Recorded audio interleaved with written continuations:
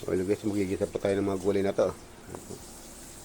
Ayan po, repolyo, cauliflower, beans, carrot, sayote, bell pepper, chicharon.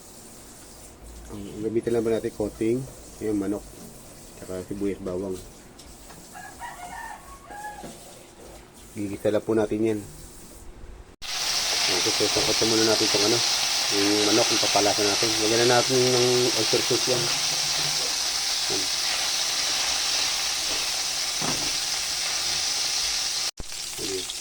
Kaya magsasabi muna tayo ng gigilin natin yung manok, yung papalasan natin.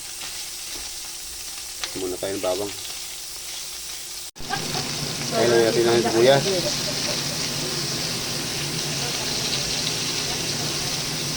Ito po natin itong yan. Gulo po video ka. Lagyan natin ng carrot. Lagyan mo natin yung sayote. Gigisa lang po natin yan para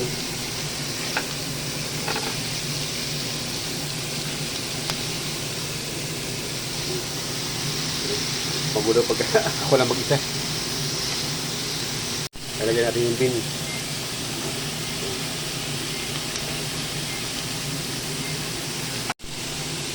Ayan, medyo gumaganda na po kulay natin ginisang gulay.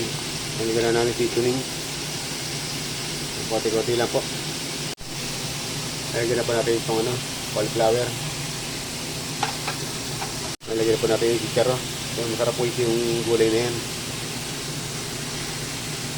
Lagyan na po natin itong bell pepper.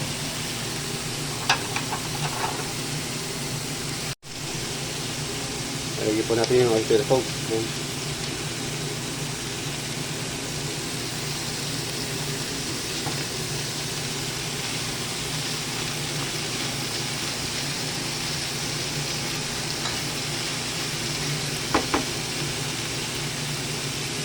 Pamita.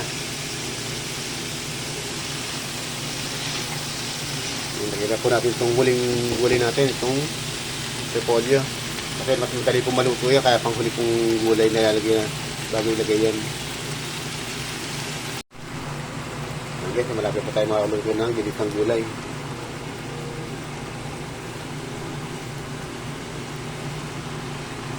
Ito, para po yan.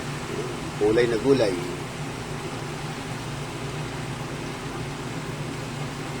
Ayan, masarap po, medyo hapok lang po.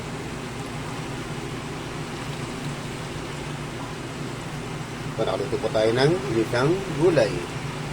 Salamat po. Thanks for watching.